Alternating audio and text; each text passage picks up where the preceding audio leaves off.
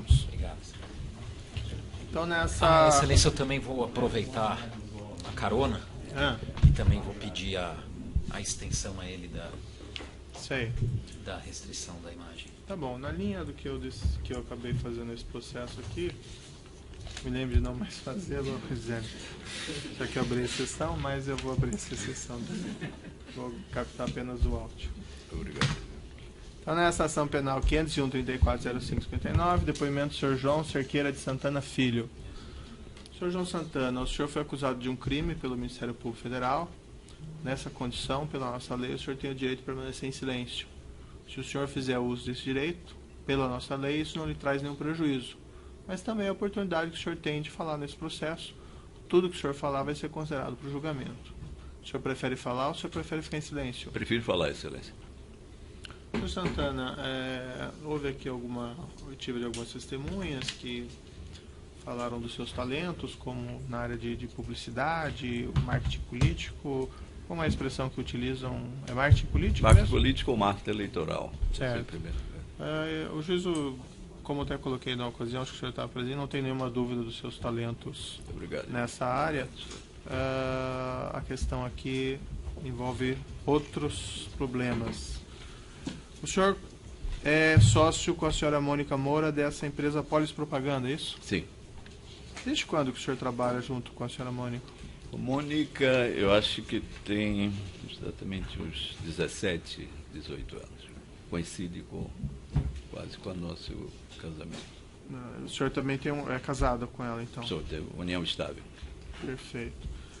E o senhor utiliza essa empresa, Polis Propaganda, para prestar esses serviços publicitários? Exclusivamente serviços publicitários e exclusivamente na área eleitoral e de marketing político. A denúncia aqui diz respeito a valores que teriam sido pagos ao senhor, supostamente por serviços eleitorais ao Partido dos Trabalhadores, motivo pelo qual eu pergunto ao senhor, desde quando que o senhor passou a prestar serviços para o Partido dos Trabalhadores em campanhas eleitorais? Desde a campanha da reeleição do presidente Lula, como empresário individual. Na verdade, um pouco antes disso, era sócio do Duda Mendonça, participei da pré-campanha, inclusive fiz o desenho estratégico da primeira campanha dele, 2002. Certo. Se tiver alguma pequena incorreção em data, é porque eu não soube, eu tenho um pequeno problema com data, mas na primeira campanha eu fiz na primeira campanha do presidente Lula, eu participei junto com o Lula. Só que um ano antes da eleição propriamente dita, eu rompi minha sociedade. Nós tivemos uma divergência e eu não participei, mas eu fiz o traçado estratégico da campanha. E a campanha de reeleição, o senhor? Eu fiz a campanha de reeleição porque eu fui chamado um pouco antes, quase um ano antes, exatamente durante a crise do mensalão. Fui chamado pelo presidente Lula para dar uma consultoria política e terminei fazendo a campanha de reeleição. Isso é 2004. 2006, né? 2005, né? 2005. E outras campanhas posteriores do Partido dos Trabalhadores, o senhor também fiz outras campanhas. Depois eu fiz a campanha de prefeita da Marta Suplicy, na sequência, fiz a primeira e segunda campanha da presidenta Dilma, fiz a campanha do prefeito Fernando Haddad, antes eu tinha feito a campanha, mas na época do prefeito Antônio Palocci, fiz para o PT ainda. Mas então, essas principais são essas. Essas campanhas o senhor trabalhava com exclusividade ao Partido dos Trabalhadores ou o senhor também fazia para outros partidos? Durante essas campanhas, sim. Eu nunca fiz campanha paralelas, claro que seria uma incongruência e um problema ético impossível de ser resolvido. Mas durante a minha carreira eu trabalhei para diversos partidos. Fiz campanha para o PMDB, fiz campanha para o PP, fiz campanha para o PDT, fiz campanha até para o candidato do PFL. Essas campanhas eram feitas para o senhor a título de negócios, não a título de filiação partidária? Claro que unicamente como uma questão profissional. Isso, porque nós somos uma empresa especializada de marketing político nos moldes internacionais. Então não havia filiação partidária, eu não sou filiado ao partido, era contratado pelo partido mas não tinha nenhum compromisso de natureza política ou ideológica. Essa Polis Propaganda era o senhor e a senhora Mônica só ou tinha outros sócios? Somente nós dois, nós somos sócios. Tem alguma divisão de tarefas entre o senhor e ela? Mônica trata exclusivamente da questão financeira e administrativa, e que é uma área que nunca eu tive aptidão, nem talento e nenhuma natureza, nem desejo. Eu trato da parte de criação e estratégia. Agora, a parte de administração dela, além envolvia também as contratação de equipes, etc. A parte financeira, entre outras atribuições, envolvia negociação de contratos. A questão do preço, né, de uma campanha, por exemplo, uma campanha do ano X para pessoa X. A questão do preço dos seus serviços, quem que fazia essa negociação, o senhor ou a senhora Mônica? Não, Mônica, mas eu posso até acho que é melhor dar um detalhe maior. Como era o processo?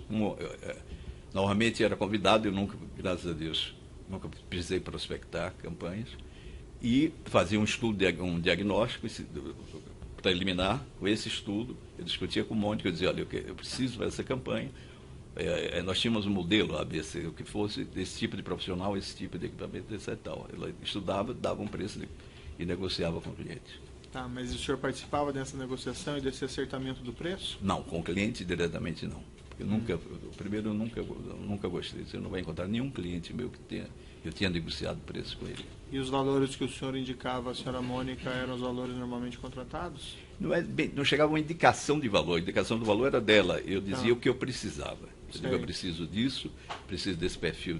E muitas vezes, inclusive, ela sempre... Mas o senhor não dimensionava também o seu preço? O preço do não, seu serviço? O preço já estava embutido no próprio modelo da empresa, como ela trabalhava. Eu não tinha um preço separado. Claro que, como empresário, eu tinha um resultado. Então, a gente já tinha um padrão. Qual que era esse padrão? O senhor pode me esclarecer? Em números é difícil, mas eu acho que são os números que estão mais ou menos estabelecidos, que ela deve ter falado melhor. Eu acho que ela pode ter dito isso com mais segurança do que eu. Mas eu posso dizer que a última campanha da presidenta Dilma teve um custo final de 70 milhões de reais, que é um preço que não é para mim. Sim, que é outra coisa que eu sempre fui vítima de usar esse termo da instituição, campanha, João Santana ganha 70 milhões. A minha empresa. Mas como nós somos um tipo de empresa que parece um pouco um escritório de advogado, porque tem uma grande equipe, mas sempre parece que o advogado, mas quando tem uma equipe nova, como no nosso caso nós temos uma equipe, então a empresa tinha seus padrões de preço, ligado ao mercado internacional. Certo. E, desculpa, é um percentual em cima do valor total ou é um valor fixo? Não entendi a pergunta. O valor dos seus serviços específicos, a remuneração do valor total. Como eu era um sócio majoritário, eu tinha nas minhas empresas 80% a 90%, é mais ou menos o resultado de uma campanha. O resultado de uma campanha varia de acordo com campanhas, muitas que dão prejuízo, a outras, a média varia 10% a 15%, até campanha bem 18%, eu acho. Essa conta Shell Bill Finance, quer dizer, uma offshore, Shell Bill Finance, é do senhor? É.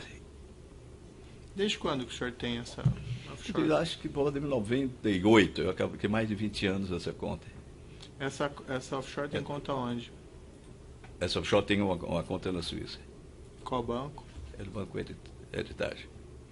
Indo diretamente ao assunto aqui da objeto da acusação, né, a referência aqui pelo Ministério Público de depósitos que totalizam 4 milhões e 500 mil dólares efetuados nessa conta Shell Bill, segundo o Ministério Público, por esse outro acusado, o senhor Zivi Skornik. O que são esses depósitos? Esse depósito eu vim a saber logo depois da negociação que Mônica fez, indicado pelo Partido dos Trabalhadores. Era uma dívida da campanha de 2010 da presidente Dilma.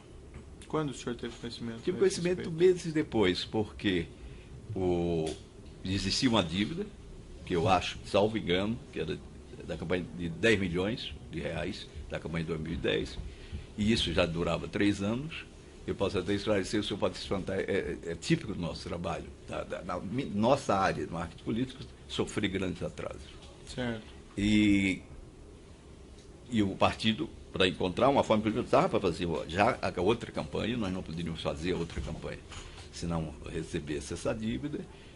E o partido sugeriu procurar o senhor Zivi, que eu não conheci, vim conhecer aqui já e foi informado 3 meses depois, eu acho, um meio de passagem de uma forma muito genérica. 3 meses depois da negociação? Depois da negociação do encaminhamento, porque pelo que eu recordo, e pelo que eu sei, foi feita uma negociação, mas isso foi escalonado, foi feito vários pagamentos de 1 ano. E o senhor ficou sabendo isso como? Mônica contou para mim, de que, olha, primeiro uma parte da dívida foi resolvida e foi encaminhado para uma empresa. Ela tinha um conhecimento muito superficial, sabia que é uma empresa estrangeira. Ela chegou a comentar comigo, ironicamente, que era como um coreano, pensei que era uma pessoa de mas eu não.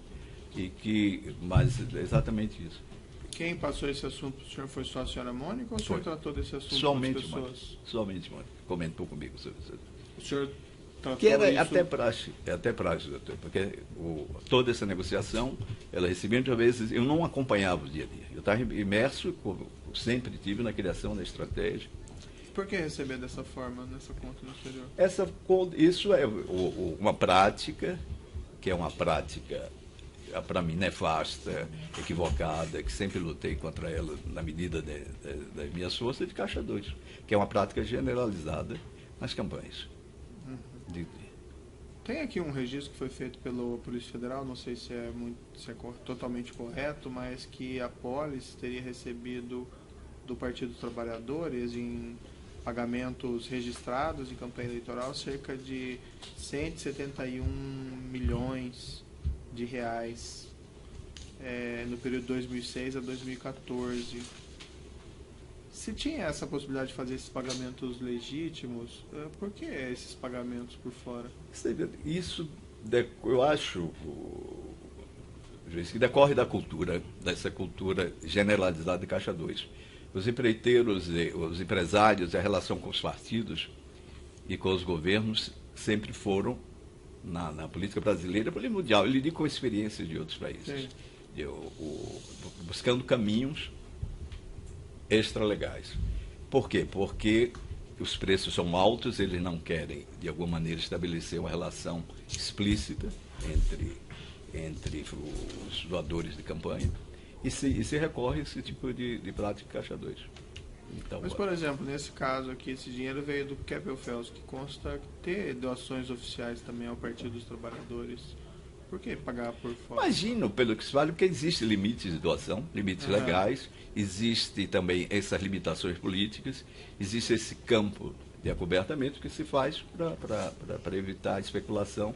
Tem vários tópicos, evitar leilão entre doadores, quem está dando mais, quem está dando menos. Existe toda uma prática.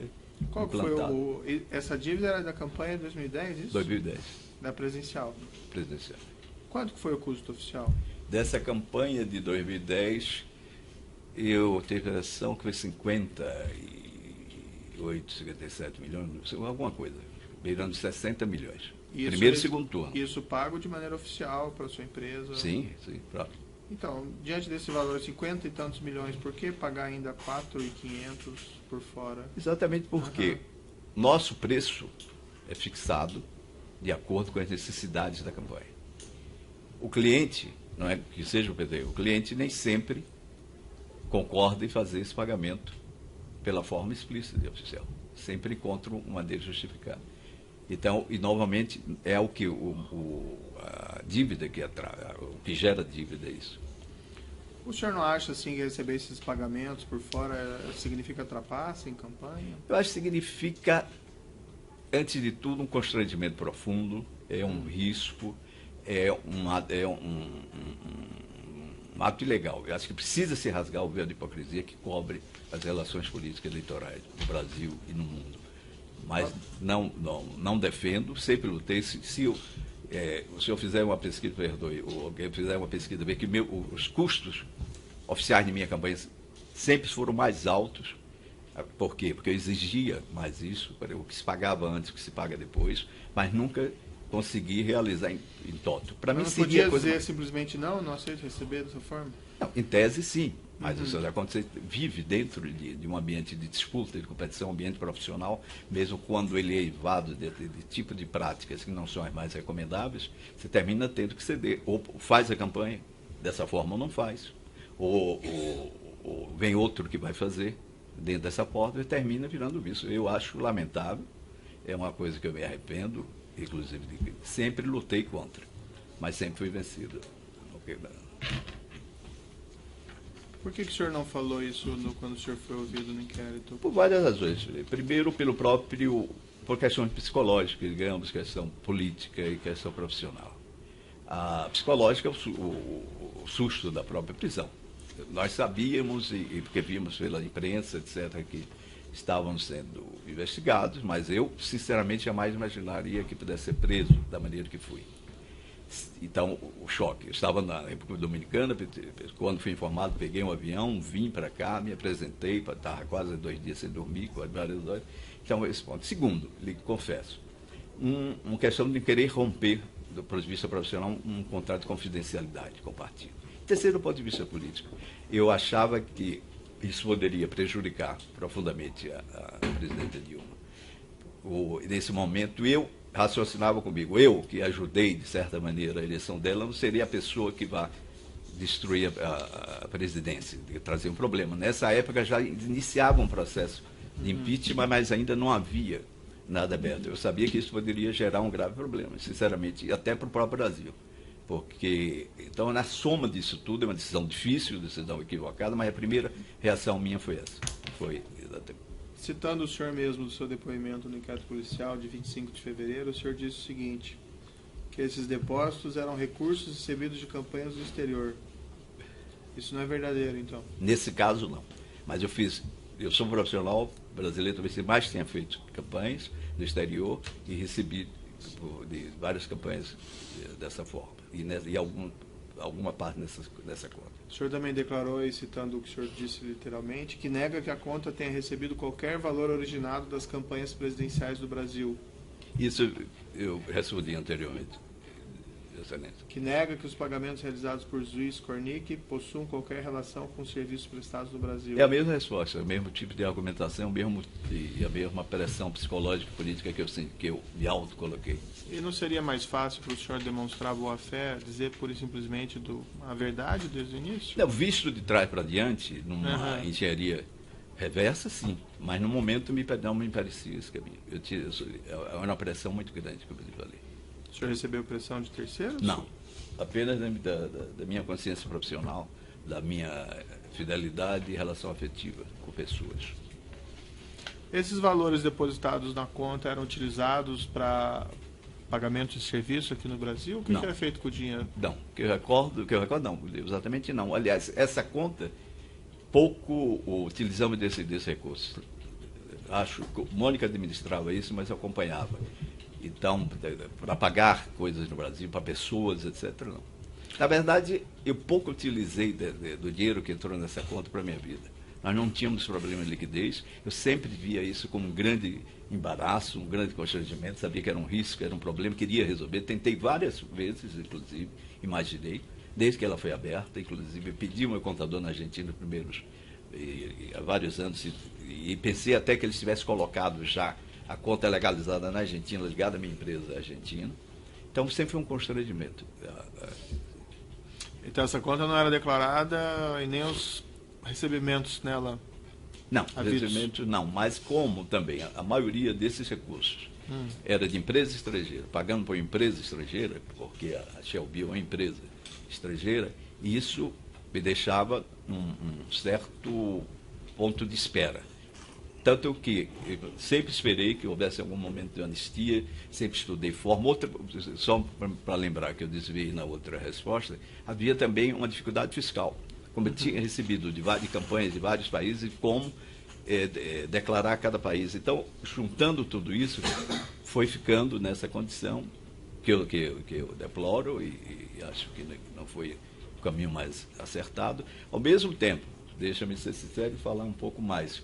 Eu sabia que, como a minha prática exclusiva, campanhas eleitorais, tornasse público e legalizasse, isso ia gerar também problemas de natureza política, também para pessoas, e eu tinha um contrato de confidencialidade. Então, gerou e terminou. Cheguei a pensar, no momento que eu houvesse resolvido essa questão, ligado a outra empresa, também além da Argentina. Mas não. Essa conta é desde 2002 que o senhor tinha isso? Não, Não, essa conta? É. Não, 98, 99. 98, 99. Ela tem mais de 20 anos. E apesar dessas suas intenções de ilegalizá-la, isso de fato não foi feito? Não, eu tive essa razão que ele falei, dificuldades de um ponto, comodismo de outro, e sempre essa coisa que a gente vai deixando para resolver as coisas depois. E um momento de oportunidade também de uma anistia, de uma negociação fiscal. Mas, Quem movimentava a conta? Era o senhor ou era a senhora Mônica? Mônica, mas a parte mais ativa da conta. Essa conta ficou quase hibernando durante muitos anos. Tem os pagamentos lá, débitos dessa conta em favor de Surya Santana e Matil Passinelli, são seus parentes, né? Minha filha e meu genro. Na verdade, são pequenos, são pagamentos que são constantes, que era uma mesada que eu dava para minhas netas e utilizei durante certo período esse tipo de coisa. Também tem um débito de cerca de $1 milhão em 19 de 6 de 2013 em favor de Mauro Eduardo Uemura. Sim, isso refere-se a parte de um pagamento de um apartamento que eu comprei. Esse senhor, inclusive, foi que me pediu que fizesse pagamento exterior, porque ele é expatriado, era melhor fazer esse pagamento assim. Eu relutei, inclusive, não queria fazer, mas terminei fazendo. O senhor disse que trabalhou com o senhor Duda Mendonça, né? Sim, fui primeiro funcionário e depois fui sócio. O senhor viu o que aconteceu com ele naquele caso da mensalão, né? O senhor não tinha presente que receber dinheiro dessa forma, o senhor estava incorrendo no risco de estar recebendo dinheiro sujo? É porque eu tinha consciência que era uma prática de recebimento ilegal. Uhum. Dinheiro sujo no sentido de corrupção, jamais. Porque o Caixa 2, na forma que está implantado, até onde alcançava o meu conhecimento de informação, não é necessariamente ligado a fatos de corrupção. Mas naquele caso do seu sócio foi, não foi? Mas ali era uma outra circunstância, eu não sei, na verdade eu estava na Argentina na discussão disso, mas eu sei que foi um dinheiro remetido do Brasil para o exterior e havia operações triangulares dentro disso. Claro, eu sabia que era operação, mas o Caixa, nós sempre tendemos, não é nem por comodismo, mas se eu converso com profissionais de eleições no mundo, sempre sabe que existe o Caixa 2, que ele decorre muitas vezes de uma aposta no mercado futuro, de fazer amizades com governos, existem tetos, então não é necessariamente. Eu não considero, nesse aspecto, perceber como um dinheiro sujo, talvez na acepção que o senhor deu e interpretei, como dinheiro de corrupção. Dinheiro de corrupção mesmo. Eu vejo mais como dinheiro de negociação política. O senhor chegou a fazer alguma indagação ao senhor Vacário, à senhora Mônica, em saber de onde que vinha esse dinheiro? Não, no sentido de, talvez, adiantando talvez o pensamento do senhor, você querer interpretá-lo, que pudesse estar relacionado a Petrobras ou qualquer coisa, jamais eu tive esse conhecimento. Mas o senhor foi atrás disso para saber? Não, no momento que era para receber, não, apenas, Mônica, a gente tinha uma espécie de compliance interna, era que fosse empresas que não tivessem vedação de doação, mesmo porque se tivesse seria uma complicação, que fosse empresas idôneas e que desse uma segurança na relação. Então, nesse aspecto, não pode acontecer. Mas era uma empresa, como várias outras empresas, que sabia-se no mercado que ajudava uma candidatura, ajudava a outra. Isso. A sua esposa, quando foi ouvida no inquérito, veio aqui e disse algo diferente, mas quando ela foi no inquérito, ela disse o seguinte, literalmente: que indagada se ela e João Santana receberam recursos não contabilizados dos clientes dos serviços eleitorais que prestaram do Brasil, disse que não. Primeiramente por motivos óbvios, quais sejam as investigações e condenações do caso mensalão. Pois esse caso não houve uma preocupação no sentido de, vamos dizer, evitar esse tipo de expediente para não receber dinheiro sujo? Houve até agora, houve como? O meu preço, desde o início eu falava internamente, que para evitar risco de qualquer natureza, especialmente para os clientes, para o partido, quanto mais fosse legal, ou que fosse plenamente legal. Depois, havia dificuldades alegadas que eu já disse aqui, não precisa nem repetir, de recolhimento, de doações, etc. E no final, voltou a uma fórmula anterior. Essa forma que já havia sido. Só que dizer que a única coisa que eu garanto e percebi em todas essas campanhas, até chegar esse momento que nós podemos aprofundar, é que não era uma operação organizada. Era uma busca de doação eleitoral, como é feito normalmente nas campanhas. Que é errado? É. Que é deplorável que se faça? É. Mas que é generalizado aqui no mundo? É. Países, não é só na América Latina. Na Europa, nos Estados Unidos, ainda existem várias formas, sob diversos disfarces, mas existe. Mas, essa Sr. Santana, isso acontece por causa que as pessoas aceitam fazer dessa forma, né? As pessoas... Inclusive o senhor. Sim, também, nesse aspecto, eu não posso negar e sei por quê. Ninguém me colocou revólver, na verdade, para fazer, mas a circunstância de mercado lhe coloca, se você assume uma determinada prática de profissional e esse mercado já está comprometido, você tenta e às vezes você é derrotado. Então, é um erro. Não resta a menor dúvida que é um erro. Entendeu? Mas a dimensão desse erro, eu digo, nós podemos ter errado, mas não pecado, no sentido absoluto do termo, de estar tendo que participar como cúmplice de qual seja o tipo de entendimento. E se eu ver meu histórico também, eu nunca tive contratos com... Sempre eu sou o único marqueteiro de destaque que não pleitearam contra o governo, que não fizeram agência de propaganda paralela. E fui criticado duramente por isso. No Brasil, nunca tive contas com empresas, com governos, com empresas estatais, etc. Recusei sistematicamente. Se eu quisesse, eu poderia ter tido. Então, sempre, mas nunca... Eu convivi com 5 presidentes da República com um grau de razoável confiança, para não dizer intimidade. Nunca fiz nenhum pedido a eles, natureza pessoal política. Talvez até isso tenha ajudado a minha reputação e a minha relação de confiança com eles. Mas, Sr. João Santana, convenhamos, não dá para ser meio legal, né? Meio lícito. Não, eu faço meio licitamente meus trabalhos. Não, eu acho que a própria ironia do senhor tem uma carga de verdade. Eu sei que isso pode criar, a princípio, um tipo de embaraço cognitivo para mim, mas do ponto de vista de relação pragmática no mercado, infelizmente, eu tenho que reconhecer que isso existe e quem não vive dentro disso, ou sai da profissão, e que é uma profissão fascinante por vários motivos, não apenas me fascina essa profissão, não é pelo dinheiro. Não apenas, é altamente rentável, é uma profissão, mas pelo conjunto de coisas. Ela envolve arte, envolve política, envolve história, ela envolve todas as coisas que eu gosto, como cinema, música, interpretação, e lhe permite interagir na história. É objeto da outra denúncia, mas essas duas ações são conexas. Eu vou indagar, evidentemente, caso não responda. Mas consta também esses depósitos dessa outra conta Kleinfeld, nessa conta Shell Bill. O que eram esses valores? Excelência, a gente também, desculpe, a gente, só para facilitar, a gente também orientou que, como a instrução lá não terminou, que eles reservariam o interrogatório que deve estar para ser marcado para falar sobre esses outros depósitos.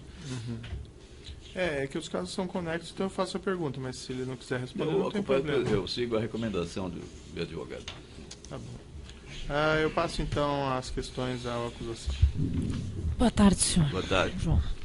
Senhor João, eu tenho algumas poucas perguntas para o senhor, falando especificamente com relação ao pagamento que foi feito pelo senhor Zivis Kornick na conta do senhor, na conta Shell Bill. O senhor mencionou que esses valores seriam decorrentes de uma dívida de campanha de 2010, certo? Só que esses valores foram pagos em 2013 e 2014. Não sou estranho que uma pessoa apareça do nada para pagar uma dívida que... Não, mas essa pessoa, doutora, permite, não apareceu do nada. Ela foi indicada pela tesouraria, pelo tesoureiro do partido. Então, que era o contratante do nosso serviço. Foi indicada por quem? Pelo que Mônica me falou, o João Macari. Então é o partido que estava indicando. Então a nossa relação direta não era exatamente com a pessoa vindo do nada. Na verdade, seria a pessoa vindo do nada sem nenhum demérito que eu não conhecia. Quase 3 anos depois, uma coisa... Não, 3 anos depois era uma prática de atraso. Contribuinte tardio, não seria? Não, porque os acordos Quase na políticos, outra eleição, às vezes, ele são parece. atemporais. Deixa me permite dizer, às vezes é para uma campanha, uma pessoa quer colaborar com um partido, ele pode, isso é muito usual, ou assume dívidas do partido, ou doador para campanhas que estão ocorrendo. Agora, não existe isso aí. Confirmo o que eu estou dizendo, é doação antecipada.